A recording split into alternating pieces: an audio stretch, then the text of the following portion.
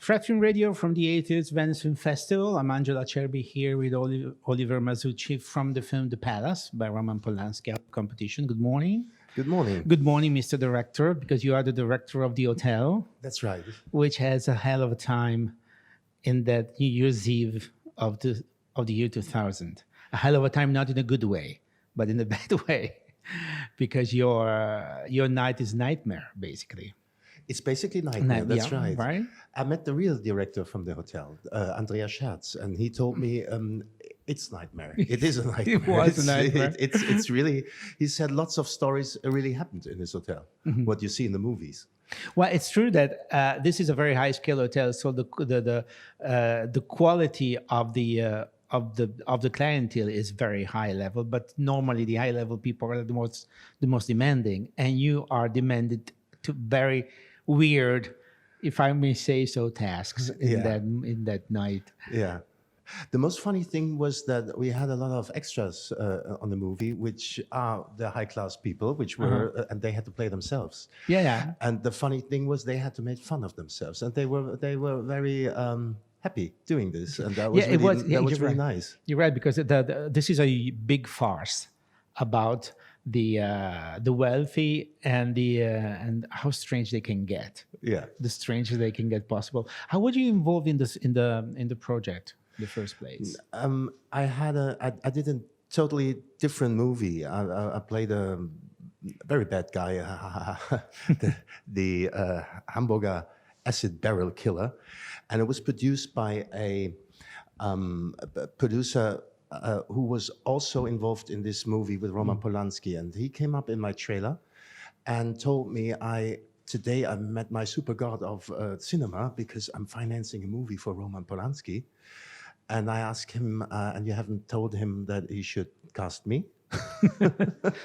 And he said, no, I didn't dare to. And then I said, okay, go ahead and ask him. And after a while, he came up to me and said, okay, there is the Italian producer, Luca Barbareschi, and you have an Italian name, so that might suit pretty good. And I should talk to Roman Polanski. And I said, when? And he said, now, you have to call him now. And I was in the car with my son and driving through Hamburg. And I video called Roman Polanski from the car because I had to call him now. And my son was sitting next to me, and when Roman appeared on the cell phone, my son said, I know this guy. This is the guy from Rush Hour 2. Or Rush Hour 3, I don't even remember exactly. And I said, no, this is Roman Polanski. This is the guy who made the Vampire Hunters and all that kind of stuff. Well, it's just a different kind of movie. But he was in that movie. My son recognized him. And then I met Roman in Gstaad, and he offered me a role. And he was talking about the role all the time. And I read the script, and I didn't want to play the role because that was the bad guy, which is Mickey Rourke is playing at the moment now. And I had so much bad guys that I said, I want to play the good guy. Yeah, nice guy, and it's also like the tone of the film is so funny, so over the top, because since the very beginning everything goes and there's nothing that goes as it's planned, and it seems like it was a very fun set.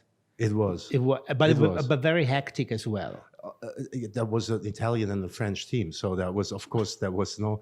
I remember when Roman imploded because there was talking all the time, and they were shouting and doing with their cell phones, and you were playing, and then suddenly he was really imploding and saying, how did Fellini and how did they all make the movies? I mean, if you're talking all the time, there must be a silence. Yeah. But we had so much to laugh because it's a very surreal thing, and even when I started to work with this dialect, the Swiss dialect in the English, which goes always up and down and up and down. Now we had so much fun talking like this all the time. Yes. Yeah, you never know if it makes fun of you or if it's serious. You never know with that tone. You never know, yeah. But it's over the top, and it's working with him is a bit like in the theater because he rehearses the scenes like in the theater. So first of all, you do the blocking, then you rehearse the scene over and over again, and Roman plays every character. He's a brilliant actor. So he wants to play because he wants to act. And so he plays every character of the scene. Then the actors play the characters. Then he finds a perspective with his viewfinder. And so this is a very old school device, but it works pretty good. And he finds the perspective, and then you have to exactly there where sometimes he stands on a chair and looks down on you, and from exactly that perspective, the scene is going to start, and the cameraman, the DOP, is building his camera. It was like a ballet, basically. Yeah, it is. Yeah, Yeah, it right. is. It is. The it's, timing was paramount. Of course, it's all about timing. It's a comedy, and you have to laugh. And there's always, in every scene, we had to bring him to laugh. So, and Roman was laughing like a little child sometimes. So it was And really we did funny. as well. So thanks a lot for that. Thanks a lot to Oliver Mazzucci for the film The Palace. I'm Angela Cherby from the 80s Venice Film Festival, for Fred, the Festival Insider. Thank you. You're welcome. Thank you.